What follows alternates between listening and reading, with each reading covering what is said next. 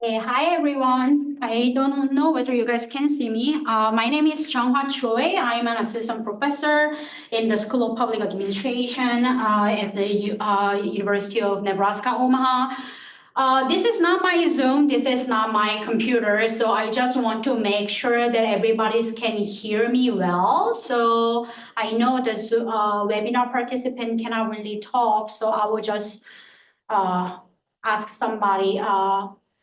Melissa, I allow you to talk. Can you tell me whether you can hear me or not? Melissa, are you there? Yep, I can hear you. Okay, that sounds great. Thank you.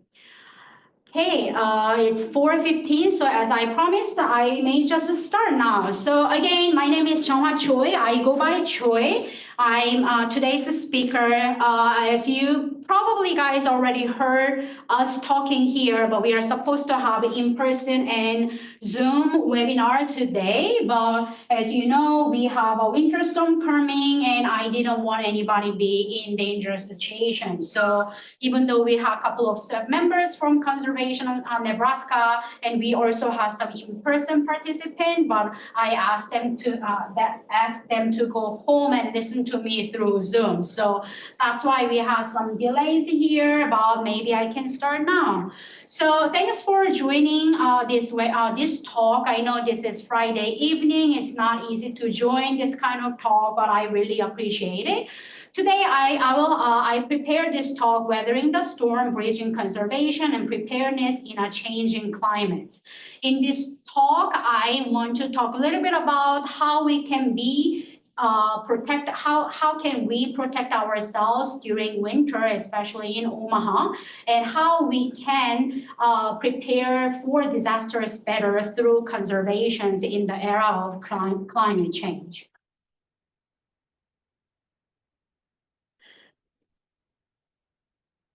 So, a little bit of my background information. I started my career at UNO in 2022. And 2023, January through March, that was my first time staying in Omaha during winter. And again, my little bit of my background information that I was transitioning in terms of moving from Chicago to Omaha with my family. So I was temporarily staying in apartment and I was driving electric vehicle. And I remember the first time I had big snowstorm in Omaha. I don't remember exactly when, but it was sometime between January to February, and it had a big snow and the university campus closed.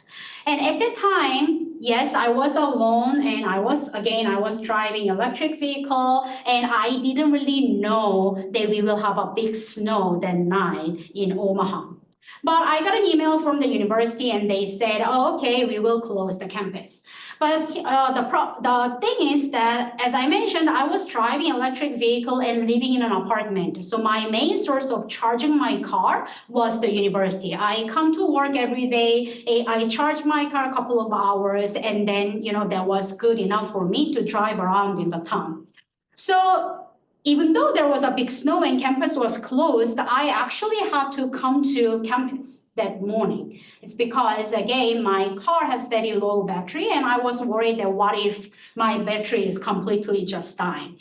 So even though the campus was closed, I decided to drive. And I was pretty confident that I will be fine because before I moved to Omaha, I was living in Chicago. As you can imagine, every winter we have a lot of snow in Chicago. And, I never had a problem with driving around, even though we have more snow than Omaha. So I started driving in the morning, and that was my worst decision because, as you can imagine, the road was really complete mess. So I was driving on the Dodge Street and it was fine until 72nd Street. And then when I come to campus from 72nd Street, I had to, go a little bit of the hill. And then I got stuck there. I was super scared because I was scared that my car might be sliding or some other cars may be sliding and they hit me. I was literally crying, and usually from 72nd Street to 69, where the university is, it takes probably less than 30 seconds, but it took me 20 minutes to go up to the top and then come inside of the campus. And as you know, the UNO campus is also very hilly area. So I slide multiple times. Thankfully, I didn't have much big accident back then because campus was completely empty. But still, it was a nightmare. And honestly, I feel like I was traumatized by my first winter experience in Omaha. Why did this happen? I was thinking about it, like how come I face these situations and make this the worst decisions?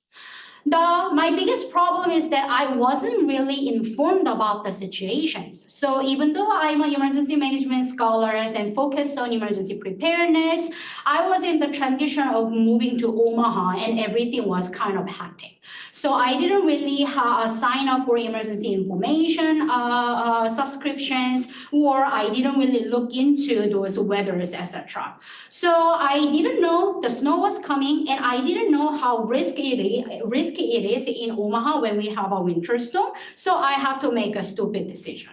If I knew that the emergency is coming, the winter weather started, then I probably prepare something. So for instance, my biggest motivation to come to campus was because of my electric vehicle, and I had to charge the car.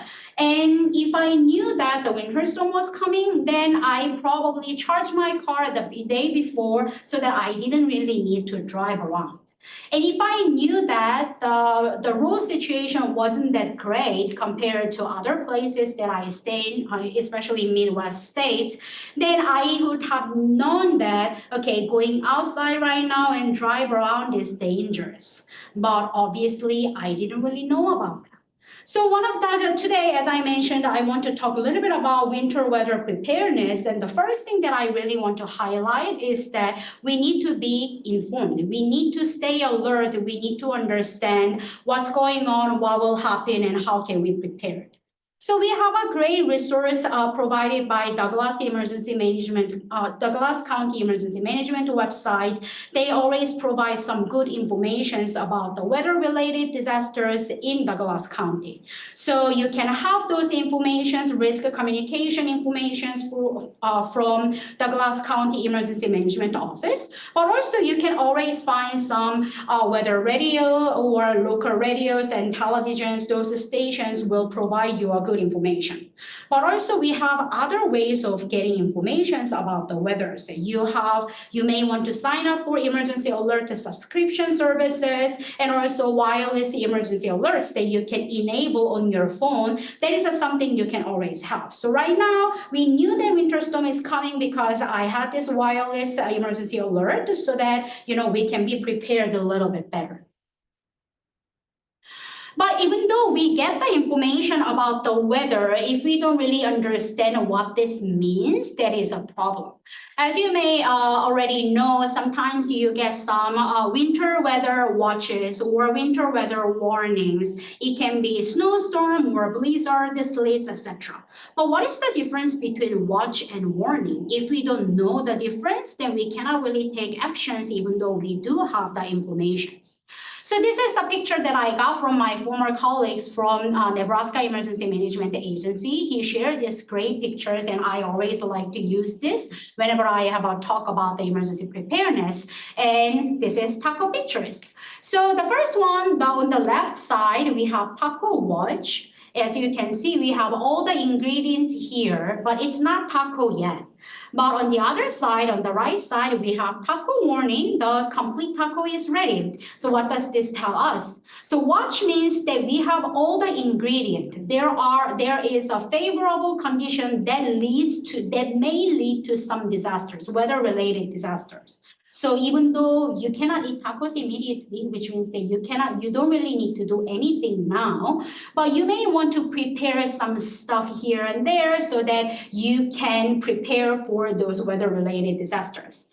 On the other hand, when you have a warning, it means that, okay, we are having tacos right now. What does that mean in terms of the weather-related hazard? It means that the snowstorm is here, or tornado is here, hurricane is here, even though we don't have hurricanes in Nebraska. But warning means that we are under the situations and we need to take immediate actions. So if you have watches, you may want to keep an eye on the weather radios and maybe thinking about what to do if something happens. But if you have warnings, it means that you need to take actions immediately. Even though I study emergency management, watches, warnings, etc., sometimes you just get confused. I'm like, okay, what does watch means and what does warning mean? But whenever you are confused, you can think about these tacos. If you have watch, you don't have taco yet, but you have all the ingredient. But if you have the warning, it means that you can have taco immediately, which means that you need to take actions. So in terms of winter weather, there are certain conditions that explains watches, advisories, and warnings. We had advisories since last night.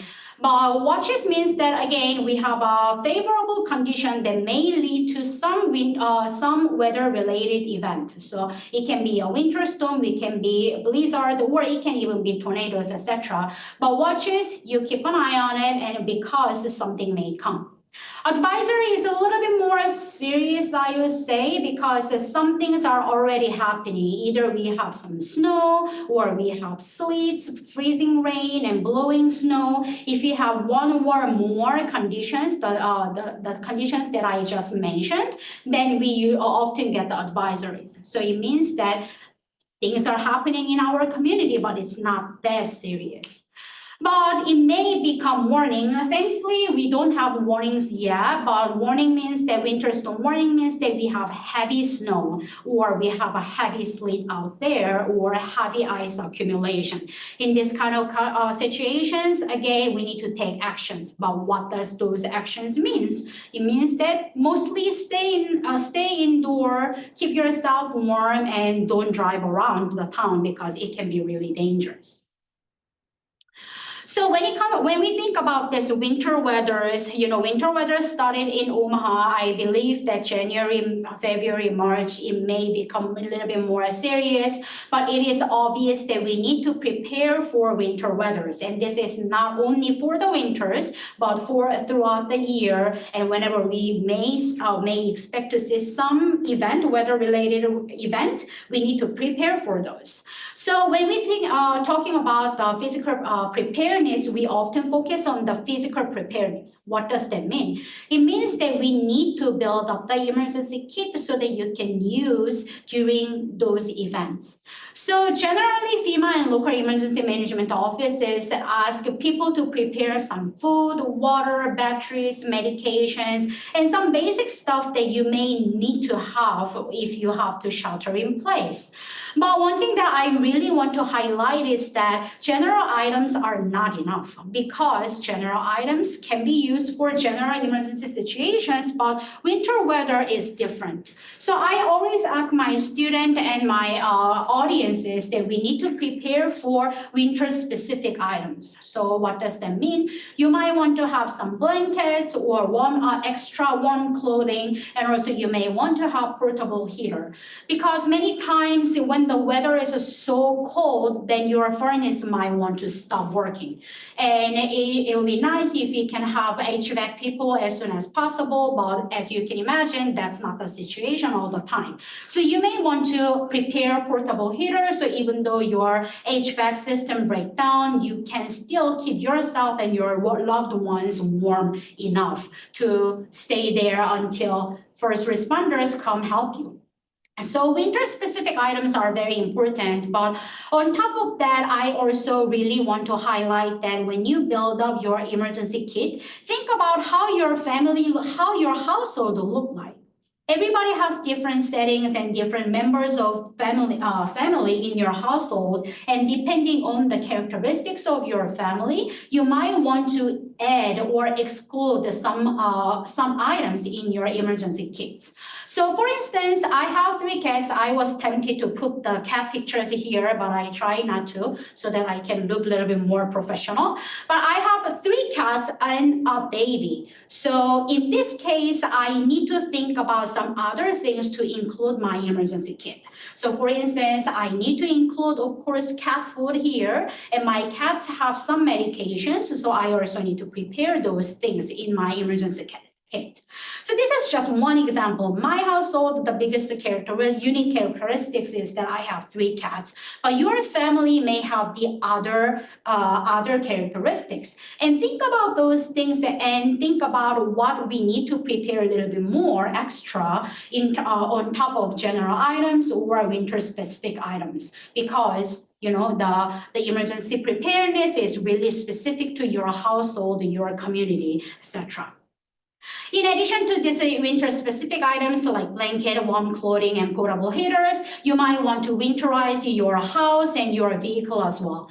Not everybody has like fancy 4-wheeler cars, but that doesn't mean that you cannot prepare for winter weathers.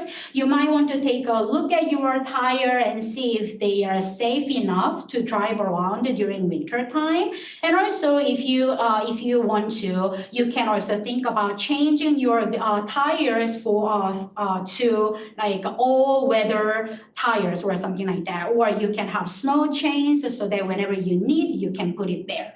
But another one thing that I want to highlight here is that even though you have those snow chain, if you don't know how to set it up on your tire, then that's going to be a problem. So when you prepare some items or some plans, always make sure that you practice it so you actually can use those items when you face some weather-related disasters. As I mentioned, many times when we think about the preparedness, people focus on the physical preparedness, those buying items, preparing items. But one thing that I want to highlight here is that psychological preparedness is very important. In terms of psychological preparedness, we think about affective preparedness and cognitive preparedness. What does this mean?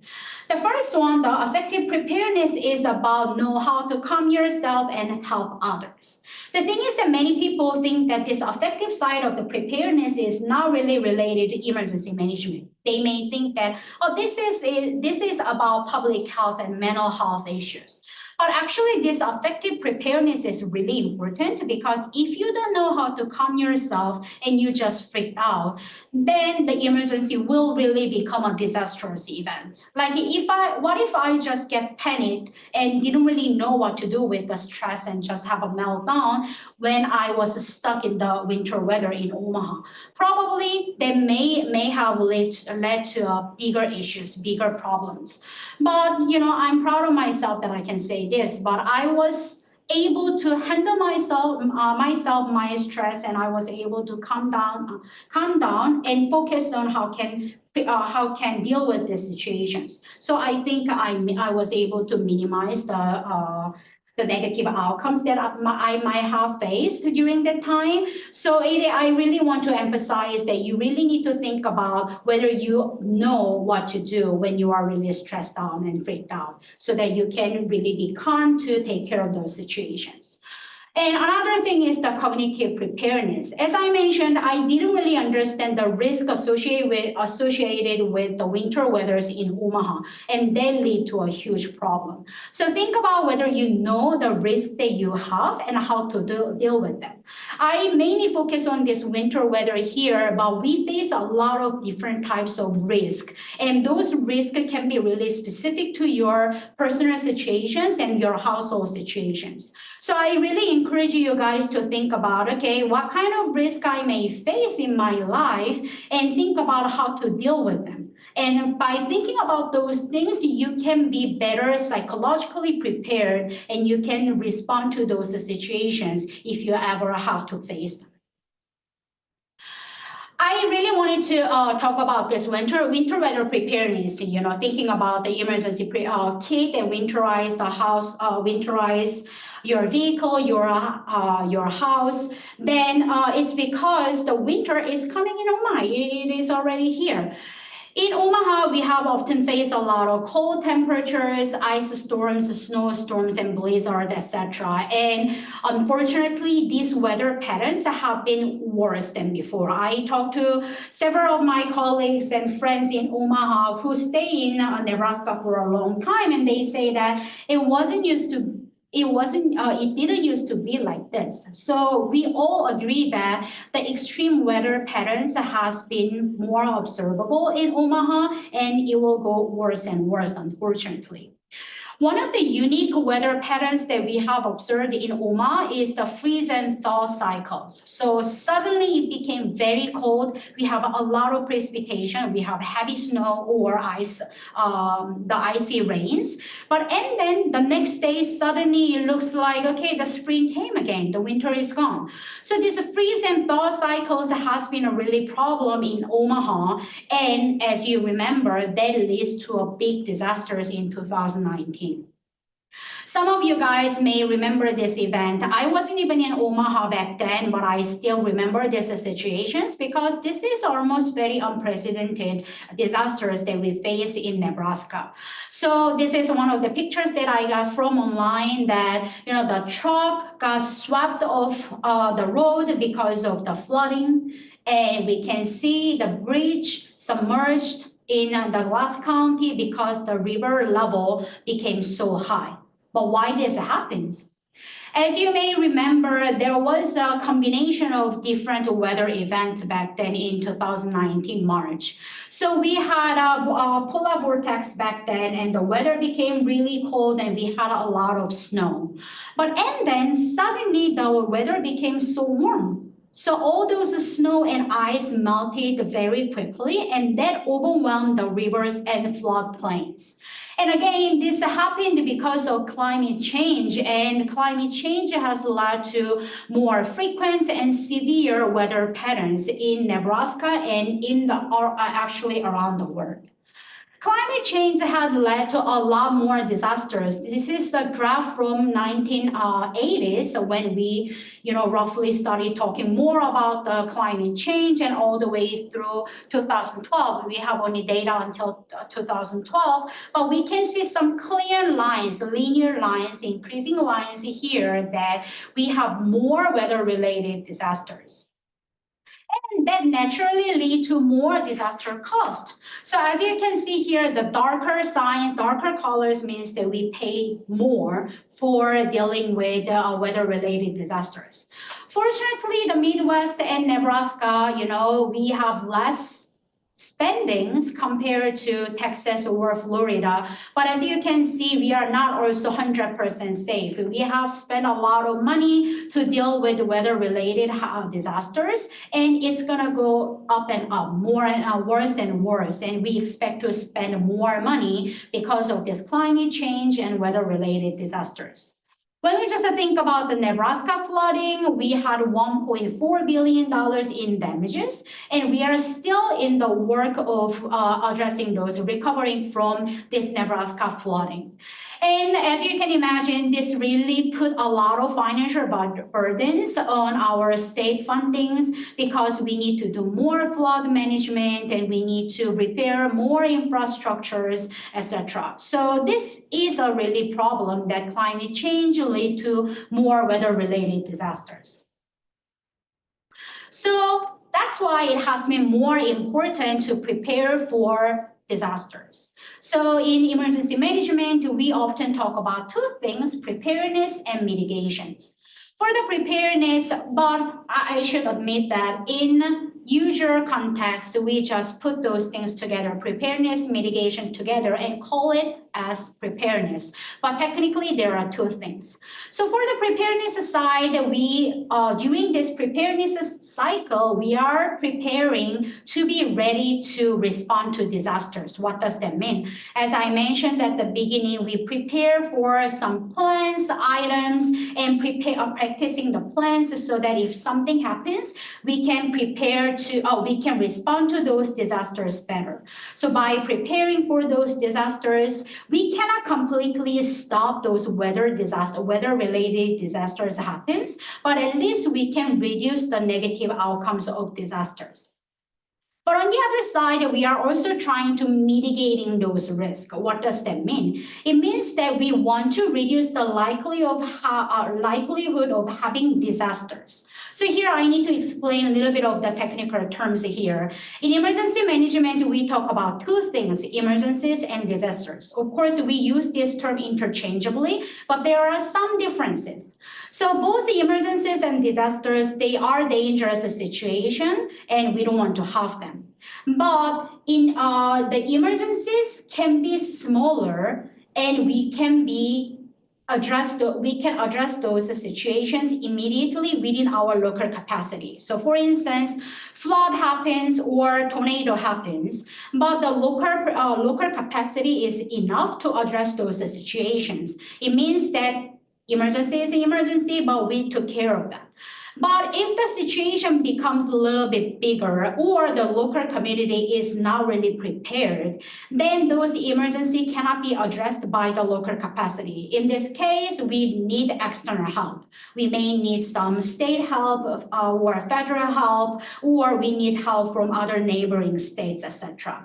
So disaster can become, so weather-related hazard can become disasters when we are not really ready. So what we do during the mitigation process is that we're trying to reduce the probability of having disaster emergencies becoming a disasters. This is technical term, but I want to talk a little bit about these things. When we talk about the mitigation, since we started talking about the flooding, we have two types of mitigation strategies. We have non-structural mitigations and structural mitigations. Non-structural mitigations do not require any infrastructure or constructive work. So it includes mostly flood land use planning and zoning. By having this zoning planning kind of things, we can think about how to mitigate the risk associated with flooding. So for instance, through the zoning, we decided not to have some buildings or homes in the flood-prone area, so that even though we don't put any because we don't put any buildings there, we may not have serious flooding disasters. And also non-structural mitigation includes some public awareness and education and help people to understand the risk associated with flooding so that they can be better prepared.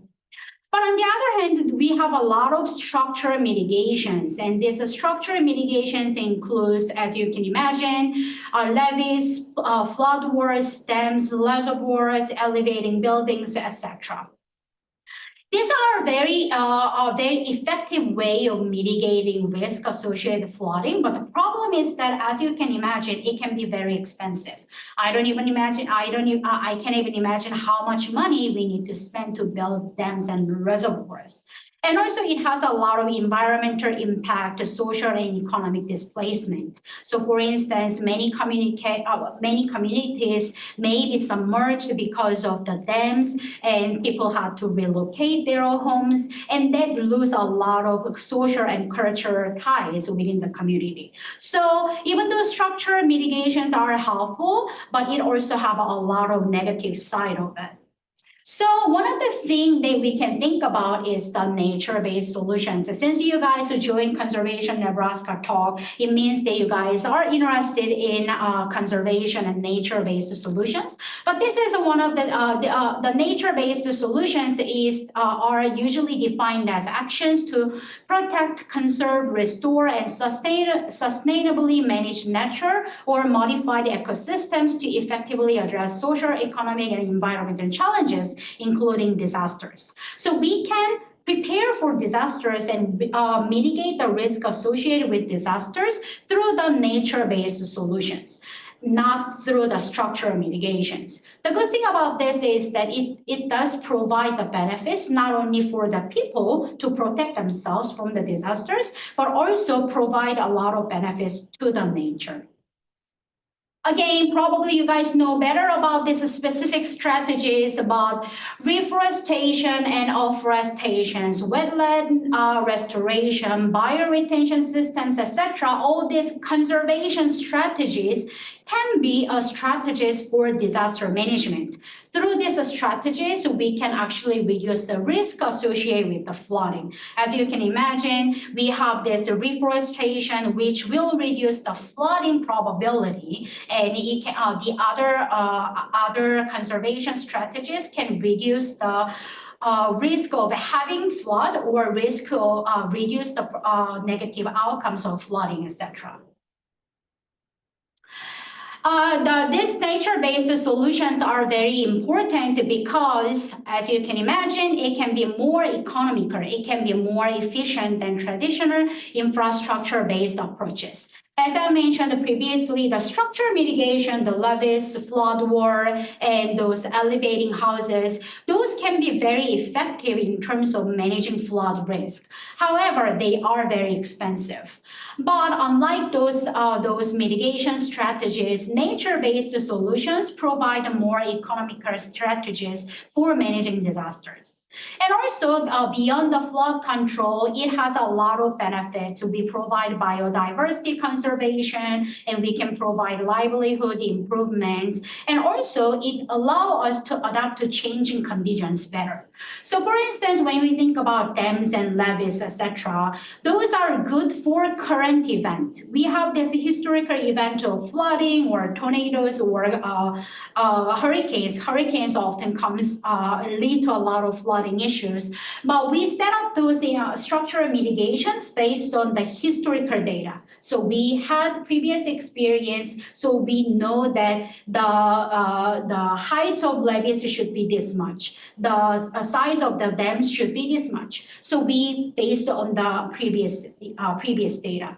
But the problem is that in the climate change make whole different changes. That we have a lot of different changing conditions because of the climate change, and we don't know how much changes we will see in the future. The bad side, the negative aspect of the structural mitigation is that because it costs a lot of money and time to build those structure changes, even though we see different changing conditions, we cannot make adjustment immediately. However, as you can imagine, the conservation, the nature-based solutions, it's easy to adapt to changing conditions so that we can make quick changes and adjustment. And also, it provides other additional benefits. It can improve water quality. It can improve air quality as well. They are not really related to flooding disasters, but also it's a good external side effect. And also, often it provides recreational opportunities. One of my, I didn't explain, I didn't talk about this before, but I'm from South Korea, and it has been 10 years since I came to US.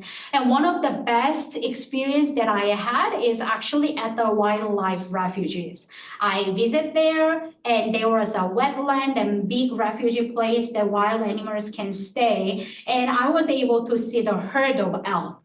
It was very, as you can imagine, it was very surreal, to be honest, because I've never seen elk and never seen a herd of elk. That wasn't really the purpose of having those wildlife refuges, but by having those, we can also have some good place for wild animals and good place for people to take a walk and enjoy their recreational opportunities. So not only providing good economical strategies for addressing disaster issues, but also it conserves the environment and provide other benefits to our community. So these nature-based solutions do not prevent flooding happens or some other weather-related hazard that happens. But again, it really prevents emergency from becoming disasters, so we can reduce the negative outcomes of emergency management.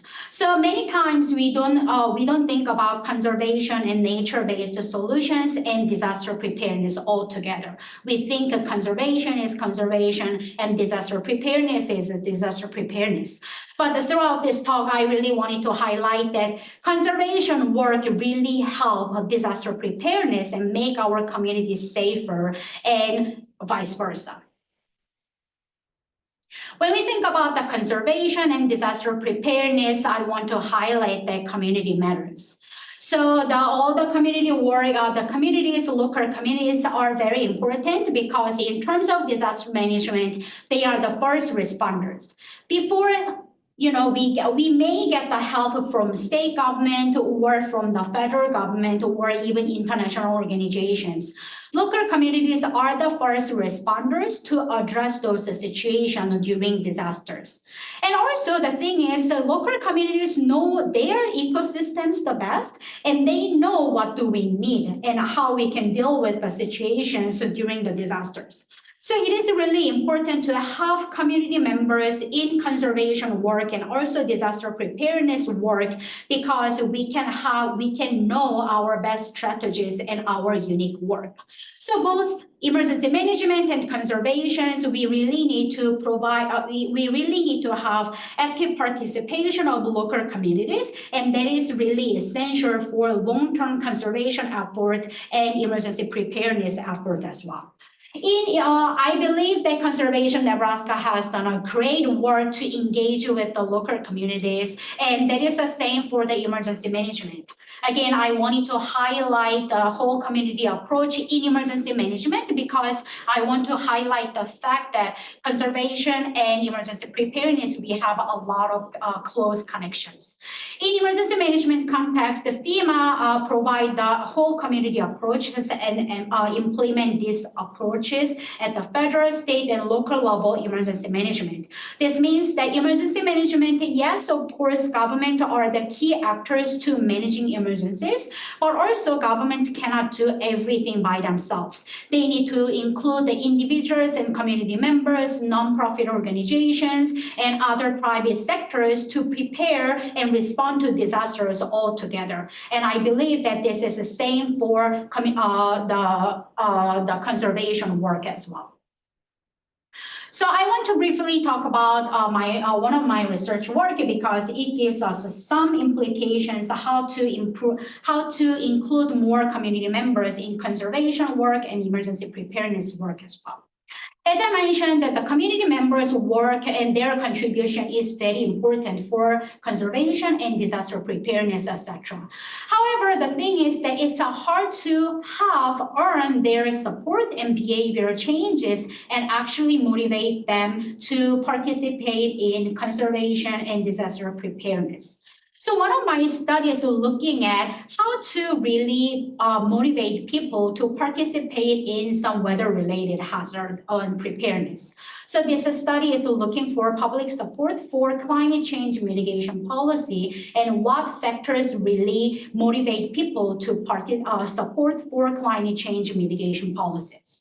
So in this study, I look at 4 different climate mitigation policies, including increasing funding for renewable research, generating renewable energy on public lands, regulating CO2 as a pollutant, and increasing nuclear energy reliance. So this is not really related to either preparedness or the conservation itself, but these are the strategies that we can use to mitigate the risk related to climate change and weather-related hazard. And I was looking at what kind of factors may affect people's support for this type of climate mitigation policies. I will just skip these figures because it can be a little bit boring. But throughout this study, I found a couple of things. What does my study tell us? It says that it is important to inform people about the increased severity and frequency of disasters due to climate change. So if people know that climate change really leads to more severe and frequent weather-related hazard, then they are more likely to support for those climate change mitigation policies. But also, it is important for them to know that, the weather-related hazards are caused by climate change. The fact that people understand that climate change leads to more disasters, then they are more likely to support for weather-related hazard and climate change mitigation policies. So these informing people are very important. Another thing is that social trust matters. The social trust is usually defined as belief among community members that others are generally willing and able to contribute to achieving collective goals. It means that everybody will help each other. So if people think that, okay, my neighbor will help me and I trust my neighbor to do the same thing that I would do for my neighbors, then they are more likely to support for climate mitigation policies. They will reduce the disasters, the weather-related disasters. So going back to the point, what my study and my talk really emphasize here is that communities are really important and building community capacities are really important. What I want to highlight here is that disaster preparedness through conservation is important and conservation through disaster preparedness are important. But the thing is that we need to bring communities together here. We need to educate and empowering communities on the connection between nature and disaster risk reductions. And we need to let people know that, okay, conservation is not just conservation, disaster preparedness is not just disaster preparedness. We need to let people know that we can conserve the environment and restore the environment so that we can reduce the negative outcomes of disasters. So we need to really tell people that disaster preparedness and conservation are important and connected together. So we may think about doing workshops, trainings, or local leadership development and having let people know about the importance of disaster preparedness and conservation, and we need to work together. And also, as my research says, we need to let people know that social trust is important and we need to foster a sense of ownership and responsibility so that we know that this work, the conservation work and disaster preparedness work is not only for them, for some other things, for some other causes, but it really helps us and help our community. So to have this fostering the sense of ownership and responsibility, we really need to have people engaged more in the conservation work and disaster preparedness work as well. So I was, while I was preparing about this talk, I was thinking about how can we have more community engagement with Conservation Nebraska and our program, EMDS program. So I need to talk a little bit about my program here. So we have an emergency management and disaster program housed in College of Public Affairs and Community Service at UNO. And we have a great passion for helping communities. We have a passion for making our community safer, and we want to make our community more safer from many weather-related disasters in the era of climate change. We have prominent scholars in emergency management, particularly focusing on mitigation and preparedness. And some of our faculty members are really interested in environmental policy and environmental conservation, etc. So I was thinking about, okay, how can we do this? So we may want to think about some potential collaborations between the Conservation Nebraska and EMDS program. So I would suggest that we can have a lot of different types of public awareness initiatives and community events focusing on linking conservations with emergency preparedness. Again, a lot of people think that conservation and disaster preparedness separately, but as I mentioned throughout this talk, there are close relationship between conservation and emergency preparedness, and I can see a lot of rooms that we can collaborate together to increase the awareness about this connection between conservation and emergency preparedness. And we can identify some opportunities for conservations in disaster preparedness and vice versa.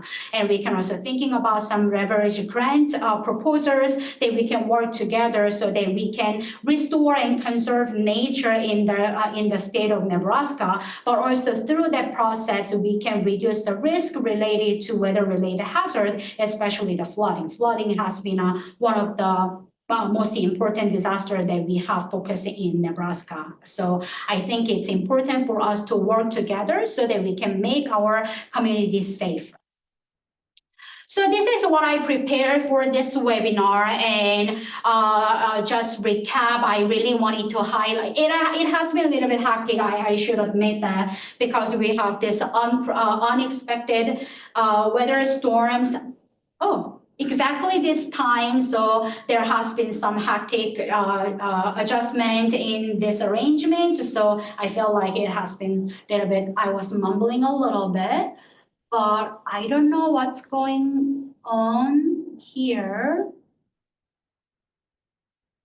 Oh, I'm So so sorry. Did it make your presentation go away when I just did that? yes, but it's fine because it was just the last pages. Okay, I was just gonna launch our poll really quick because we have a feedback survey, Uh-huh. but I can launch that and then I can give you back your Okay. 1 second. Okay. I'm so sorry. I didn't know that was gonna do that. It's okay.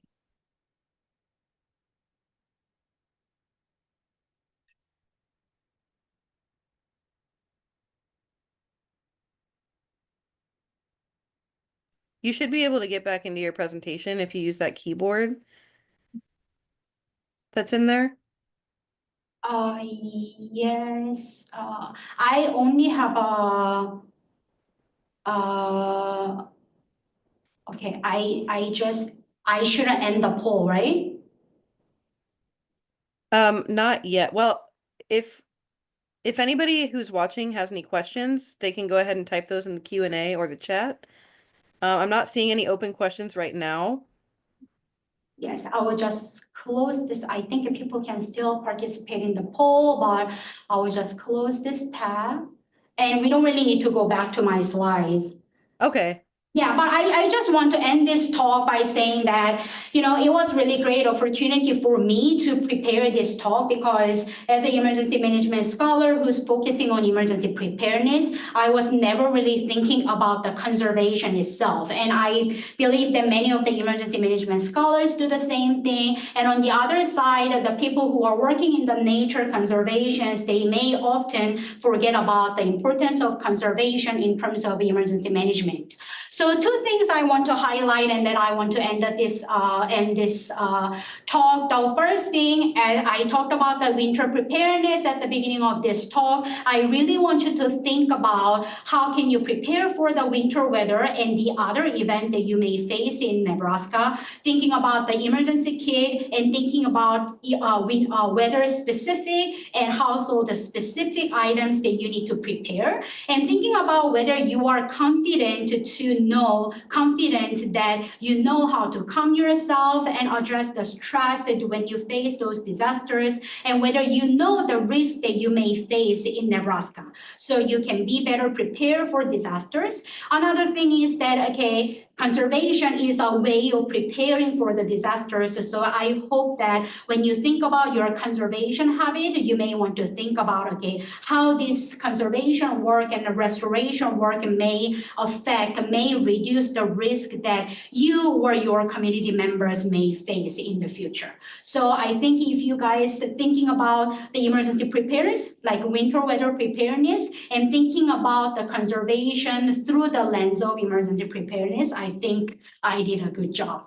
But it's already 5, and as Kian mentioned, there is no open questions, but you guys can always reach out to me. Again, my name is Junghwa Choi. You can find my information on our UNO website. So if you have any questions or suggestions about emergency preparedness, especially in terms in the perspective of nature conservation, please feel free to reach out to me. Thanks again for joining this talk, and I feel really honored to share my thoughts and perspectives with you all, guys. And thanks, Kian, for arranging this talk, and hopefully I can communicate with you all in the future. Thank you so much. Yeah, thank you so much. It was really interesting. And get home safe too. Yeah.